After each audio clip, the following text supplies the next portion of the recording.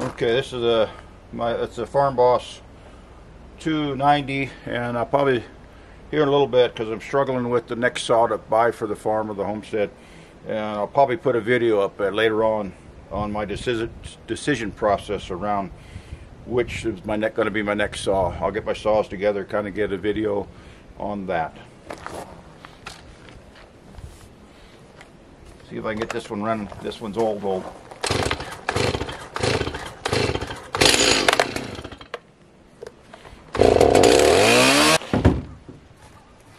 Welcome back to K&L Farms, and I'm Ken.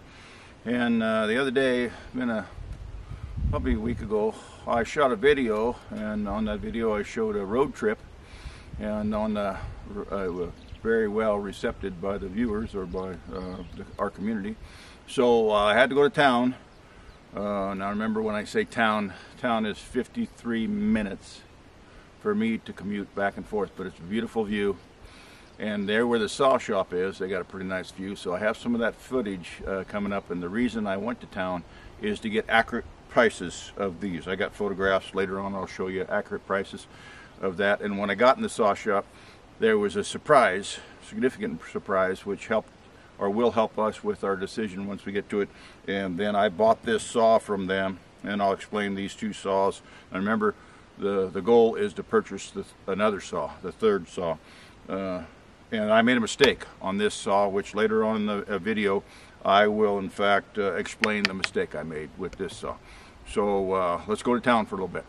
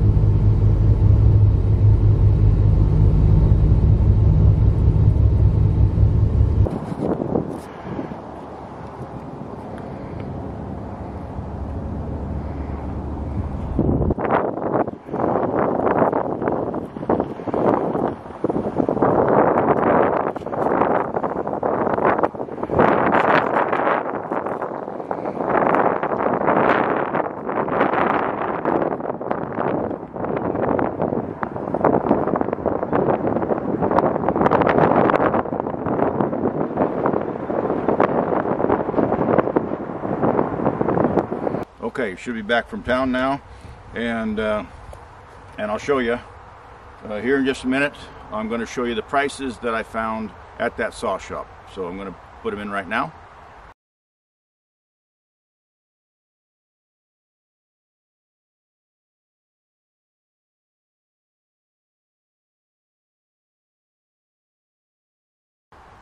Okay, should be back again, and what it is. And those prices were listed from lowest to highest, and this saw, when I bought it, was called a Farm Boss, and now they're calling it a Wood Boss. And my Farm Boss is a 290, and I think they're calling their new Wood Boss like it a 291. I didn't write down the model number of that, but this has been the best saw that I've ever owned. And as we go along, and you've just seen the prices, is I'm not promoting that you go and you buy the most expensive, because if you're just doing a little bit of firewood a year, some brush around the house, this saw, which is the Wood Boss, sorry, I got to keep looking back at my notes so I don't make a mistake, is the best saw. When I was raising kids and didn't have a lot of money, I bought one of these, and it's been the best saw, and it's 20 years old now. That's part of the deal. It's 20 years old. So say you live on a homestead and you're 53 minutes from your town, and that's where we go grocery shopping now. Here locally, we can go get a loaf of bread, emergency type situation if you need food immediately. It's closer to town, but That's our primary shopping area. So say you're on a homestead and you got a saw that's 25 years old and getting weak a little bit. The decision behind upgrading, which we'll get into in a minute, upgrading to the second saw was dead of winter, blowing ice storms are actually worse, but in any case, tree comes down or trees come down and you got to get either EMS to the house, emergency services to the house, you got to cut them in, or you got to get some part of your family out to the hospital, or you have a fire or whatever and you got to get out. The decision around this and the justification around buying this was, hey, if I have a bad day and I go grab this saw and it's on its last leg and it dies in the middle of a tragic situation, I want the second saw. That's the second saw. But you also might conclude that, okay, I have a resolve for you easy. Just go buy 3 of these saws for less money than you can buy the 462, and even less, that 462 is less money than the 500, the 500i. But we're going to get to that in this video here shortly. But the justification buying this saw and not utilizing this saw as much is, in fact, in case I had a hazardous condition and I had to utilize or rely on a saw, it's better to have 2 and a newer one. Now I'll get to the mistake I made and the surprise I got at the saw shop here shortly. Now also I'm going to drop a couple names. Now be aware that when I drop these 2 names, they were just what I researched in order to start my decision process around the 3rd saw, the next saw, the one we're pricing out right now. And it's Billy Ray, Buck and Billy Ray channel, and also the other channel was In the Woods with, and I don't know the name of the second guy, but I'm not affiliated with either one of those channels, and they probably don't even know I exist. But that's where I researched some of this information. Now we'll start out with one of them. One of them, the reason for going to buy a 3rd saw. First of all, it's spring, and I kind of got spring fever a little bit, and it's getting to be time where, okay, well, you're going to need a saw. Virtually, I don't know, 50% of my projects around my homestead and my tree lot involve a saw, and I got to get firewood. But what some of the sayings I'm hearing, and my grandfather said the same thing. My grandfather was a professional auger. I was never a professional auger. He would say, and Bucky and Billy Ray says it, don't bend over. And that was a mistake I made with this saw. Don't bend over. So if you stand up, my grandfather stood up straight, took the saw, this saw, and leaned it on his knees, on his leg, and carried the saw and worked the saw off this leg. That was reaffirmed from Billy Ray, is stand up when you're bucking. Now, when I mean smaller logs. So I got to get a longer bar. That's number one. Number 2 is, they say if you get better than a 70cc saw, it'll change your life. Now, I'm going to tell you that the older I get, 1 is the more expensive tools that I buy, and 2 is more power and easier on me. But the mistake I made on this saw when I bought it, now this is a 391 MS 391 on the premise of hey, I don't want to be bent over all the time. I don't want to take a 20-inch bar. Let me get that shroud on. I don't want to take a 20-inch bar and be bent over all the time to cut. Stand up straight, or try as much as you can. So I get this saw. It come with a 24, still calls it a 25. It's labeled on the bar a 24. I got a 24 Oregon bar. I'll take the shroud off. Okay. You see the shroud's, the bar's brand new and the chain's brand new. I'm going to get to that. Go to the guy. Kind of went with the cheapest one that had the most amount of power. Bought this saw. Put a 28-inch bar on it. Fought it for a couple years thinking that was the worst mistake. Compared to this saw, that was the worst mistake I ever made in my life. How do I rectify this? And that's where I started going with, well, I need a 70cc saw. But I didn't want to get rid of this saw, and by then, I'm a couple years into it, it's not their fault that I put on another bar, and then it takes a while as you get older. Light finally came on. Well, why don't I just go buy a 24-inch bar and put a 24-inch bar back on this and buy a couple chains, and I'm only into it a couple hundred, or not even a couple hundred, $100, $125, and see if this saw works like they said it's going to work. Guess what? That saw will cut down. Because the other thing with the 28, one was it was under power all the time. It was always bogging down in virtually every cut. And two is, I don't think the bar oiler was sufficient to oil the bar correctly. So I didn't have bar oil on the saw very well. As soon as I went down to a 24, life got better. Now, going up to a 70cc saw, and this is the surprise that I got at the saw shop. It was going to a 70cc saw. Everybody's pushing me towards the fuel-injected MS 500. Now, off of Buck and Billy Ray and a lot of channels I see is they got an MS 500, and it's screaming. You see it on the video, it's screaming. Well, if you listen to them closely, and Buck and Billy Ray, he didn't like the saw. He didn't like the MS 500. But he said, well, just, remember I got $1,739 into a saw compared to a saw that's $379. That's a lot of money for me. For my budget, and for me, that's a lot of money.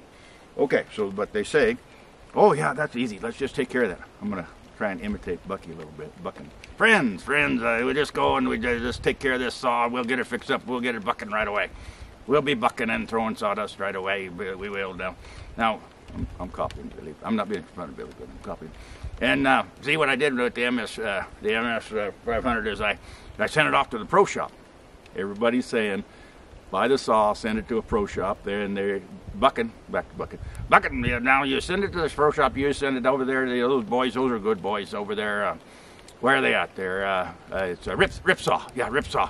You get the rip saw, and you get it ported, and you get new guides on it, and you get the, their new exhaust system. And for me, I paid $1,700 for a saw that I think I should take out of the box and be able to, in fact, run the saw. But you either got to send what I'm seeing. Well, send that off to Rip City. That's Bucking. He likes Rip City. I like West Coast saws. Now, not affiliated, but they're closer to me. But West Coast saws, and then you get you get it ported, jetted, and you get the bark box on it. Bark box is West Coast brand of exhausts, and you bring it back home, and it'll run like no tomorrow. I got to looking, it's $800. So now I got $2,500 into the 500 to get it going. Okay, that's the one thing. I thought, okay, that's kind of stupid. I don't want to do that. Then I look at another channel and I find out that on the 500, that, oh yeah, if you have problems with the saw, because it's computer and fuel injected, you just shut it off. Now remember, I've taken a day out of work, got the truck cleaned out, got the truck ready, maybe a trailer on, got my gear all ready. I'm up somewhere on a piece of property and I'm going to buck up and do my firewood. And this is what they said. They said, well, just shut it off and wait 15 minutes. It'll regen. They didn't say regen, that's a diesel expression, I know, but that's what I heard. That's the expression I heard. That little regen, and then you can start it back up and it'll run like no tomorrow. The last thing I want to do on a firewood job is waste for 15 minutes. Well, I wait for the friggin' saw to start up. So that was the second thing. Now here comes the surprise I got at the saw shop. Now I go into the saw shop and I ask them, because I'm a creator, I got to ask permission. Can I film inside the saw shop? Their response was, no, we'd rather not let you film, but you can take those still photos that you see. And I said, okay, I need to look at these three saws. I had these three saws in mind. And then I'll answer a question that's bouncing around in your head right now, but let me get to that in just a minute. Okay, so these three saws, and I said, I looked at them, took the photograph, and I said, well, where's the 462, the MS 462? His response was, the contractor, the Forest Service, just came in and bought them out.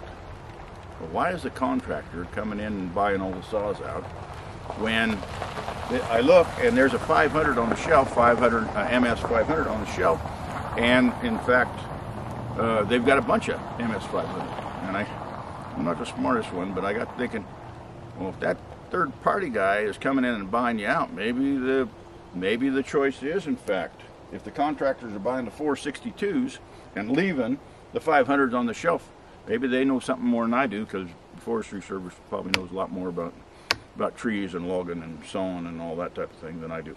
The other thing I'm going to answer before I let you go is the only reason we buy stills, and I don't even talk about Huskies. Now I'm not cutting down the Huskies, but as long as I've been around and as long as I've been using a saw, my family is, even back when I was in high school, my family ran stills. So I'd like to be invited to the next family reunion. So I'm going to buy another still at some point, but I'm having a hard time. So we go with the 462. I'm having a hard time with $1,400. $1,400 for me is a lot of money for a saw. But let's go back to In the Woods. In the Woods had a good point. When you go with, well, you got two saws on the tailgate, why do you need another one? Remember, this one's old. Don't want to rely on it. This one's fairly new, 4 years new. And the guy from the wood yard says, and he made a good point. You get a saw, you get a job, and you're running the saw. So say I get a job. I go and cut firewood for 6 hours, or I work around the house for 6 hours.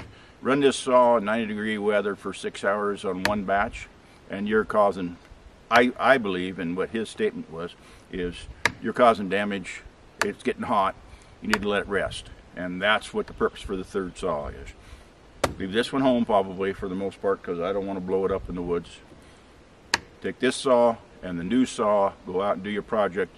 Run the new saw for a short period of time, let it rest, and then pick up the second saw and run it. Now, the other thing you probably went to is, well, you're old. You can't run a saw 100%.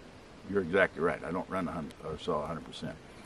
But I could probably do, because I'm not 20 anymore. At 20 I probably could, but I can't do it at 60 or 60 so 60 and change.